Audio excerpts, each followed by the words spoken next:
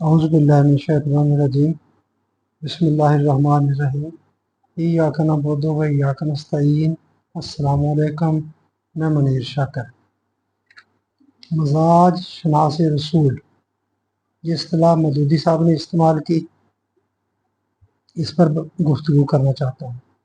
انہوں نے اپنے آپ کو نہیں کہا۔ حدیث کے صحیح یا غلط ہونے کا معیار کیا ہے؟ سب اصول بالائے طاق مزاج شناس رسول بتا دے گا یا بتا سکتا ہے کہ یہ صحیح ہے، یہ غلط۔ احادیث کو وحی قرار دینے والوں میں ایک گروہ اہل حدیث کا وہ ہے جس کا عقیدہ یہ ہے کہ کم از کم بخاری اور مسلم کی تمام حدیثیں صحیح ہیں، اور ان میں سے کسی ایک کا انکار بھی انسان کو دائرہ اسلام سے خارج کر دیتا ہے۔ اس وقت ہم ان کے عقیدے سے بحث نہیں کرنا چاہتے، کہنا صرف یہ چاہتے ہیں کہ ان کے ہاں اس کی گنجائش نہیں کہ جس حدیث کو چاہے صحیح قرار دے دیں اور جسے چاہے غلط یا وضعی قرار دے کر اسے مسترد کر دیں۔ اس بات کی گنجائش اب نہیں ہے۔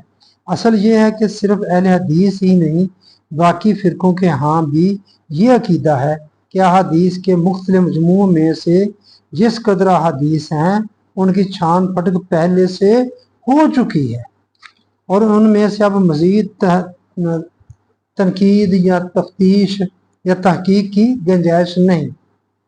ان مجموعوں میں جن احادیث کو صحیح قرار دیا جا چکا ہے وہ صحیح ہیں، جنہیں ضعیف قرار دیا گیا ہے وہ ضعیف ہے۔ بس وہ پرانے بزرگوں نے جو کر دیا، یہ نبی اکرم صلی اللہ علیہ وآلہ وسلم سے 200-250-300 سال بعد یہ اکٹھی ہوئی، ان کی تدوین ہوئی، جمع کیا ان کو، اور انہوں نے اس وقت جو ڈیسائیڈ کر دیا کہ یہ صحیح ہے تو صحیح ہے، جو غلط ہے تو غلط ہے، وضعی ہے تو وضعی ہے۔ آگے اب نہیں کسی امت میں آگے کسی کو کوئی حق نہیں پہنچتا۔ لیکن مودودی صاحب کا مسلک ان سب سے الگ ہے۔ وہ حدیث کی اس تقسیم و تفریق کو جو پہلے سے چلی آ رہی ہے قابل قبول تسلیم نہیں کرتے۔ وہ کہتے ہیں کہ اصل واقعہ یہ ہے کہ کوئی روایت جو رسول اللہ صلی اللہ علیہ وآلہ وسلم کی طرف منسوب ہو، اس کی نسبت کا صحیح و معتبر ہونا بجائے خود زیر بحث ہوتا ہے۔ آپ یعنی متقدمین حدیث کے نزدیک ہر اس روایت کو حدیث رسول مان لینا ضروری ہے جسے محدثین سند کے اعتبار سے صحیح قرار دے، لیکن ہمارے نزدیک، مودودی صاحب کہتے ہیں، مگر ہمارے نزدیک یہ ضروری نہیں۔ ہم سند کی صحت کو حدیث کے صحیح ہونے کی لازمی دلیل نہیں سمجھتے۔ مودودی صاحب کا موقف آپ سمجھ لیں اچھی طرح۔ ہم سند کی صحت کو، جن سندوں کے ساتھ آ رہی ہیں ان کو صحت ان کی جتنی مرضی ٹھیک ہو، حدیث کے صحیح ہونے کی لازمی دلیل نہیں سمجھتے۔ یہ بات رسائل و مسائل حصہ اول ستمبر سن 1951 ایڈیشن صفحہ نمبر 290 اس پر یہ بات فرمائی ہے انہوں نے۔ کیا ہے ان کا موقف؟ اگر سند کی صحت کو حدیث کے صحیح ہونے کی لازمی دلیل نہیں تو کیا دلیل ہے؟ اب آتے ہیں وہ کیا کہتے ہیں۔ اس کے بعد سوال یہ پیدا ہوتا ہے کہ مودودی صاحب کے نزدیک حدیث کے صحیح یا غلط ہونے کا معیار کیا ہے؟ سنیے اور غور سے سنیے۔ فرماتے ہیں، جس شخص کو اللہ تعالیٰ فقہ مطلب ایک طرح سے ذہانت بصیرت کی نعمت سے سرفراز فرماتا ہے، اس کے اندر قرآن و سیرت رسول صلی اللہ علیہ وسلم کے غیر مطالعہ سے ایک خاص ذوق پیدا ہو جاتا ہے۔ اب سنتے جائیے، سند نہیں ٹھیک یا ٹھیک ہے وہ نہیں بات، کیا چیز صحیح اور غلط پیدا کرتی ہے؟ یہ چیز ایک خاص ذوق پیدا ہو جاتا ہے جس کی کیفیت بالکل ایسی ہوتی ہے جیسے ایک پرانے جوہری کی بصیرت کہ وہ جوہر کی نازک سے نازک خصوصیات تک کو پرکھ لیتی ہے۔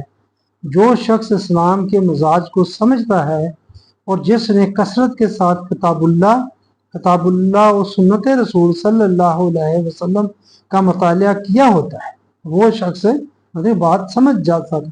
وہ نبی اکرم صلی اللہ علیہ وآلہ وسلم کا ایسا مزاج شناس ہو جاتا ہے کہ روایات کو دیکھ کر خود میں خود اس کی بصیرت اسے بتا دیتی ہے کہ ان میں سے کون سا قول اور کون سا فعل میرے سرکار کا ہو سکتا ہے۔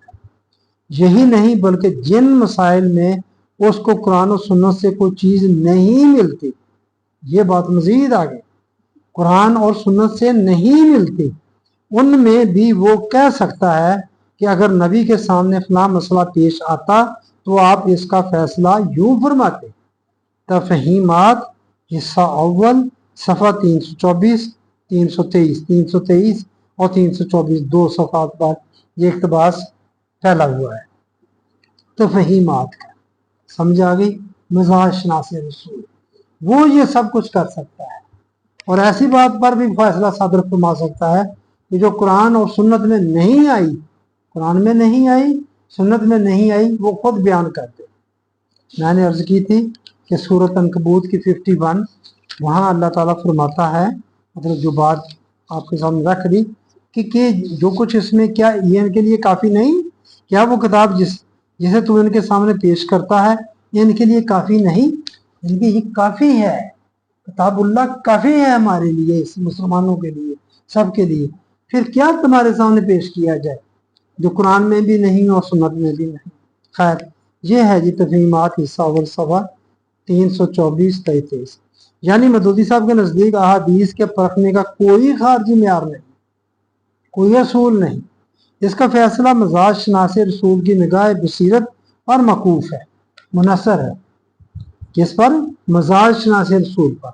مزاج شناس رسول بتا دیا کثرت مطالعہ سے جو کے ساتھ کتاب اللہ اور سنت رسول کا مطالعہ کیا ہوتا ہے، اس کے اندر یہ ملکہ پیدا ہو جاتا ہے۔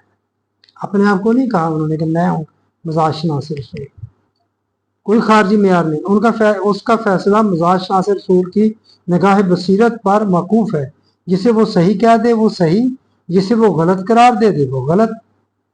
مزاج شناس رسول مودودی صاحب کے متبعین جو پیروکار ہیں جماعت اسلامی والے، انہیں امام مالک، امام حنبل اور امام ابن تیمیہ کا ہم پایا، اللہ کا شاہکار اور دور حاضر کا عظیم ترین انسان قرار دیتے ہیں۔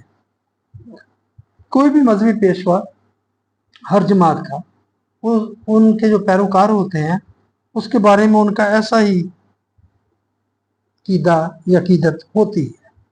مودودی صاحب کے جو پیروکار ہیں ان کا بھی یہی، اس لیے ظاہر ہے کہ ان کے سوا مزاج شناس رسول کون ہو سکتا ہے؟ اب جماعت اسلامی والوں کے نزدیک مزاج شناس رسول کون ہوگا؟ جو خود بیان فرما رہے ہیں مودودی صاحب، یقیناً مودودی صاحب ہی ان کے نزدیک ہوں گے یہ مزاج شناس رسول۔ وہ مودودی صاحب کو مزاج شناس رسول قرار دیتے ہیں، وہ مودودی صاحب نے خود اپنے آپ کو نہیں کہا کہ میں مزاج شناس رسول ہوں۔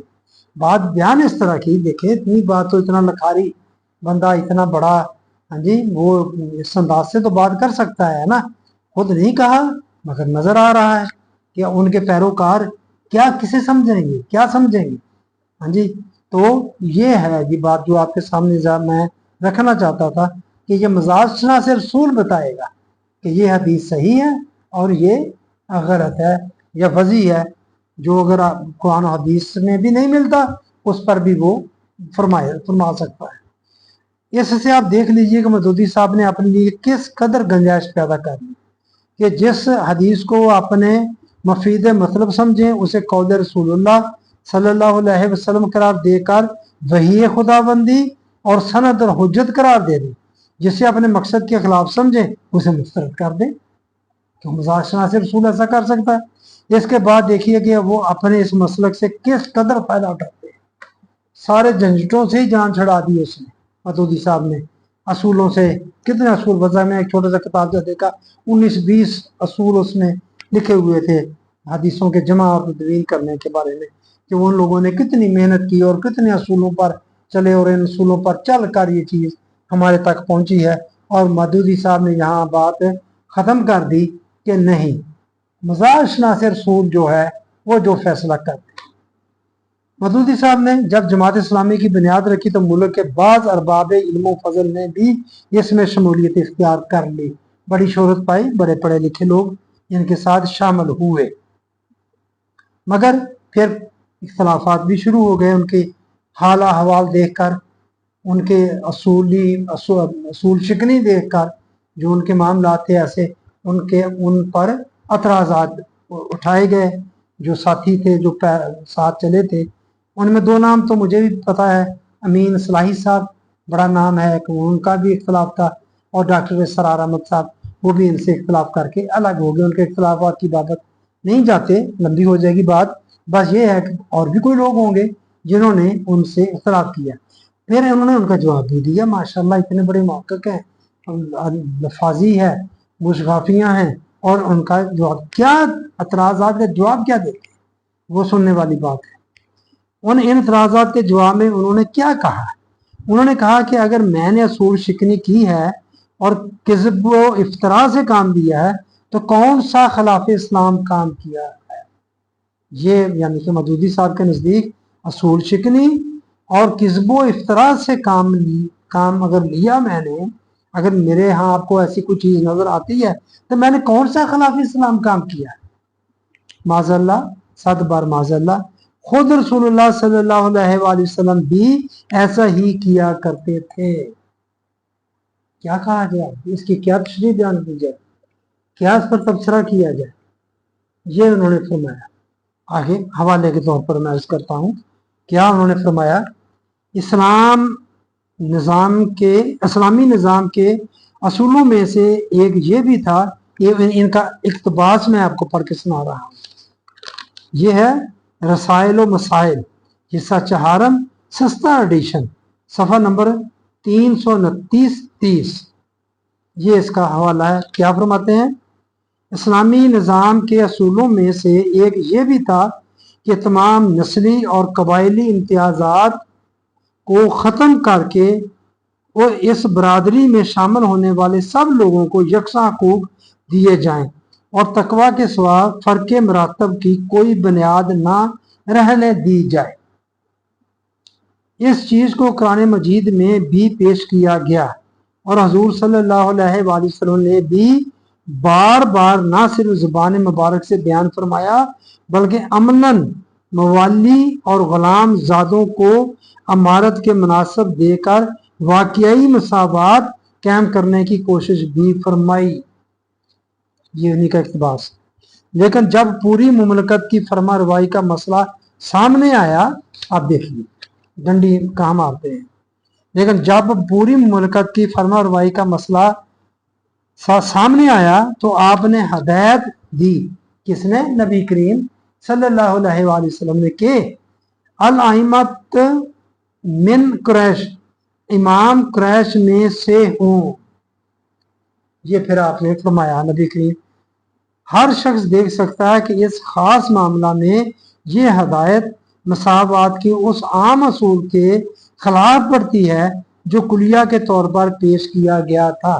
یہ بات جواب دیا جب ان پر اصول شکنی اور کذب و افتراء سے کام لینے کا اعتراض کیا گیا تو انہوں نے کہا کہ یہ میں کوئی خلاف اسلام نہیں کام کر رہا، یہ تو خود نبی اکرم صلی اللہ علیہ وآلہ وسلم نے ایسا کام کیا، اور اس کا آگے یہ انہوں نے مثال پیش کی کہ پہلے کس طرح مساوات، اور جب حکومت ساری تیار ہو گئی، مکمل ہو گئی، تو پھر آپ نے کہا کہ امام قریش میں سے نہ، یہ حدیث اس کو انہوں نے صحیح قرار دے کر، مزاج شناس رسول ہیں، انہوں نے اس کو صحیح قرار دیا اور اس طرح ثابت کر دیا کہ نبی صلی اللہ علیہ وآلہ وسلم نے بھی اصول شکنی کی ہے۔ میں نے کی ہے تو کون سا خلاف اسلام کام کر دیا؟ خود نبی صلی اللہ علیہ وآلہ وسلم نے اصول شکنی کی۔ عرض کر رہا ہوں، رسائل و مسائل، حصہ 4 سستا ایڈیشن، صفحہ 329-30، الامام من قریش، امام جو قریش میں سے ہے کی روایت کے وضع ہونے کے لیے کسی لمبے چوڑے ثبوت کی ضرورت نہیں، جیسا کہ خود مودودی صاحب نے اعتراف کیا ہے بات کہ یہ قرآن مجید کی اصولی تعلیم کے بھی خلاف ہے۔ ایسی بات کرنا कुरान मजीद की भी असूली तालीम के खिलाफ है।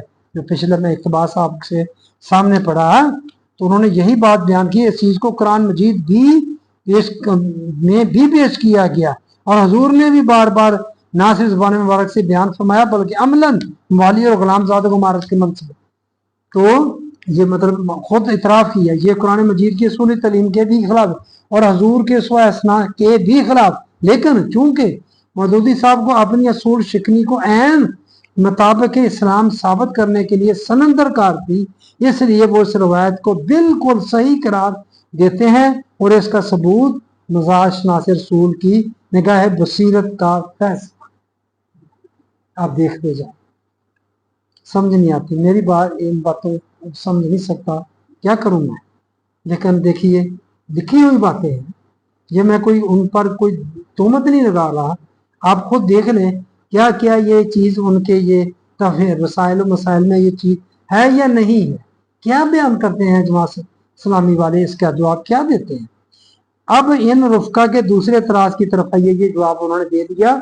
अगर मैं झूठ बोलता हूँ, किस्बो इफ्तरा करता हूँ और असूल शिकनी करता हूँ तो उसका जवाब असूल शिकनी का जवाब उन्होंने दे दिया। अब आइए झूठ की तरफ, किस्बो इफ्तरा का वो जवाब क्या देते हैं।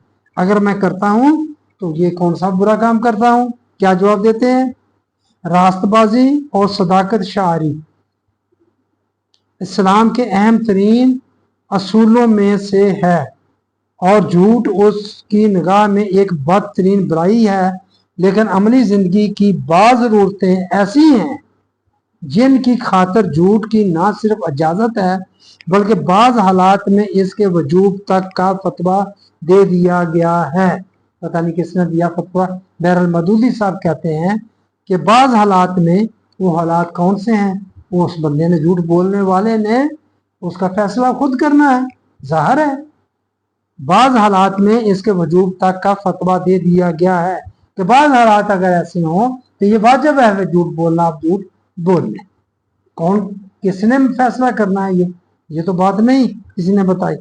और इसके बाद गैरत नमूस रसालत को बाला ताक रखते हुए धड़ल्ले से फरमाया, आगे उसकी मिसाल भी दी इन्होंने मदूदी साहब ने।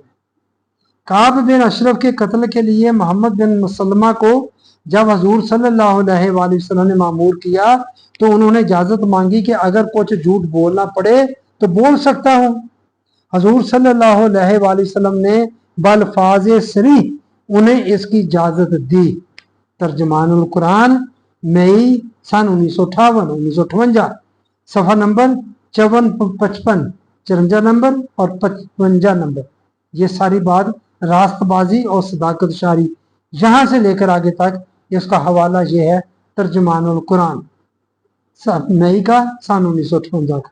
यानी जो अच्छी बात है, रास्तबाजी और सदाकत शारी इस्लाम के अहम तरीन असूलों में से है और झूठ उसकी निगाह में एक बदतरीन बुराई है इस्लाम की निगाह। लेकिन अमली जिंदगी की बाज़ ज़रूरतें ऐसी हैं जिनकी खातिर झूठ की ना सिर्फ इजाज़त है बल्कि बाज़ हालात में उसके वजूब तक का फतवा दे दिया गया है। लो जी, अगर आप मदूदी साहब को कहते हैं आप किस्बो इफ्तरा से काम लेते हैं तो लो जी, उसकी दलील भी उन्होंने दे दी और काब बिन अशरफ वाली बात भी उन्होंने बिल्कुल सही साबित कर दिया कि मोहम्मद बिन मुसलमा ने पूछा झूठ बोल सकता हूँ तो बोलूँ। फिर मेरा ख्याल ये इस तरह से है कि उसको कहा कि बाज दी, वो बाहर आया तो ये मोहम्मद बिन मुसलमा कहते हैं मैं तेरे सर को सूंघ सकता हूँ, तो उसने कहा हाँ सूंघ सकते हो, तो सर को सूंघा और इस तरह धोखे से उसको कत्ल कर। ये अंदाजा लगा लें आप कि कहाँ तक बात जाती है सहाबा के किरदार पर और खुद नबी अकरम सल्लल्लाहु अलैहि वसल्लम पर किस तरह तान उठता है। और ये हैं सैयद मदूदी, इमाम वक्त और इस सदी के बहुत मुफक्कर। अल्लाह अकबर, अस्तगफिरुल्लाह। इन मिसालों से आप बखूबी समझ सकते हैं कि ये हजरात इस किस्म की रवायात को जो बिल बदाहत वज़ी साबित होती हैं मुस्तरद क्यों नहीं करते। ये रवायात इनकी असूल शिकनियों और द्रोग बाफियों को ऐन मुताबिक इस्लाम करार देने के लिए सनद का काम देती हैं, इसलिए ये नहीं उनको गलत करार देते, वज़ी करार नहीं देते। यही मिजाज शनासी रसूल का कमाल जो वो करते हैं। म्यार पर कोई रवायत भी हो उसे कुरान मजीद के म्यार पर परख लेना चाहिए। असल रसूली बात तो ये है कि कोई भी रवायत है, कोई हदीस है, कुरान मजीद के म्यार पर परख लेना चाहिए। अगर वो इसके मुताबिक हो तो उसे सही तस्लीम कर लेना चाहिए, अगर उसके खिलाफ जाए तो उसे मुस्तरद कर देना चाहिए। क्योंकि इसके म्यार की रूह से इन हजरात के लिए असूल शिकनियों और किस्ब तराशियों की गुंजाइश नहीं रहती, इसलिए वो डंडोरा पीटते रहते हैं कि ये शख्स मुनकर हदीस है, जैसा कि उन्होंने डंडोरा पीटा इसके खिलाफ, अल्लामा गुलाम अहमद परवेज के खिलाफ, कि ये मुनकर हदीस है। कौन बात सुने, इसकी बात कोई ना सुने और इस डंडोरे को इस शद्दोमत से पीटते हैं कि कुरानी म्यार की बात इस शोरो शगब में दब कर रह जाती है। बाकी रहा यह कि इससे हजूर सल्लल्लाहु अलैहि वसल्लम की सीरत तय्यबा किस कदर दागदार होकर दुनिया के सामने आती है, तो इससे इन्हें क्या गर्ज, यही कहना पड़ेगा क्या गर्ज। देखें, अगर ये बात दुरुस्त है, काब बिन अशरफ को कत्ल करने वाली बात है, तो मोहम्मद बिन मुसल्लमा ने पूछा कि मैं झूठ बोल सकता हूं, तो आपने क्या बोल सकते हो, क्या नक्शा सामने आता है आपके सामने। और ये भी रिवायत बयान की जाती है कि मुसलमान जानी हो सकता है, शराबी हो सकता है, झूठा नहीं हो सकता। झूठ के और ये भी रिवायत है आपकी तरफ से जो मैंने सुनी है कि झूठ मजाक में भी झूठ ना बोले। झूठ के बारे में इस कदर ये बचने से रोका गया है। लेकिन आप देखिए कि ये साहब, ये इमाम वक्त क्या बयान कर रहे हैं।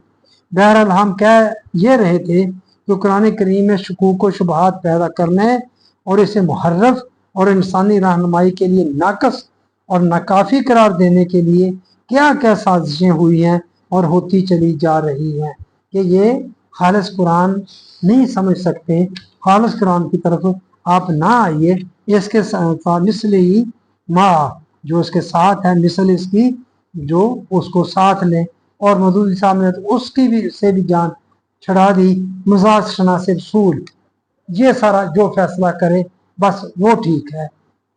और ये है जी मिजाज शनासे रसूल। ये मिजाज शनासे रसूल इस्तेमाल ये पहली दफा मदूदी साहब ने इस्तेमाल की, पहले किसी ने इस्तेमाल नहीं की। लेकिन ये नहीं कहते कि मैं हूं वो ये नहीं कहते, वो पिछले लोगों को कहते हैं मुझे। और इनके जो पैरोकार हैं वो मदूदी साहब को माम मालिक, माम हम्बल और माम इब्न तैमिया के हम पाया और अल्लाह का शाहकार। हालांकि ये अल्लाह का शाहकार ये कहना ये खत्म नबूवत को, खत्म मोहर नबूवत को तोड़ने के मुतरादिफ है कि अल्लाह का शाहकार सिर्फ नबी होता है। अल्लाह नबी से काम लेता है, करवाता है, बाकी कोई नहीं होता। तो बस मैंने ये बात आपके सामने अर्ज करना थी।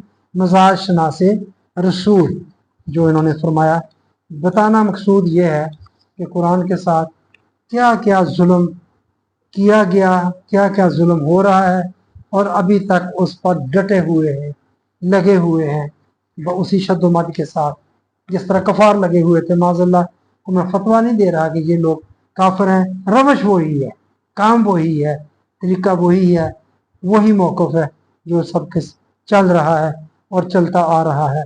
कोई इनको पूछने वाला नहीं। अस्सलामु अलैकुम रहमतुल्लाह।